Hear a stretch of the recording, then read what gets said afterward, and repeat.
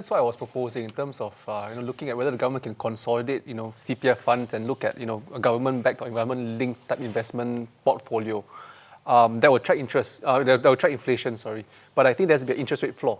In a sense, I think people have to be protected, but there's a certain amount of risk. It can't be totally risk-free.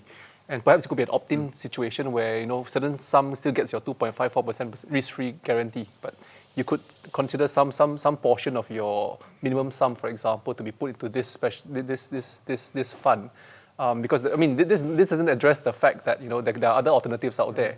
But what many ordinary Singaporeans are concerned about is that I don't know which one to pick. If you tell them to pick the ETF, for example, they have no idea what they invested into.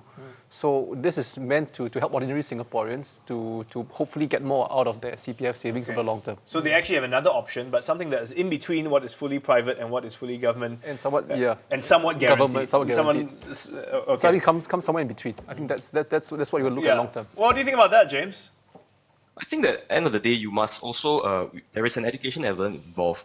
That nothing comes for free. There's no free lunch, right? 2.54% risk-free return is actually a very, very good return. I mean, as a former portfolio manager, I can tell you the easiest way to raise your yields is to take more risk. But is it the right thing to do for this particular pot of money which you're supposed to set aside for retirement? Right. Perhaps a more holistic way would be then we understand that CPF is one part of your funds for retirement. But any disposable, investable funds that you have, you take the risk with that separate pool of money, and then you bear the consequences of it, whether doing better or worse than CPF. But to then say that, everybody has to then take the CPF and then put it into risky assets that they don't understand may not be the responsible thing to do at the policy level.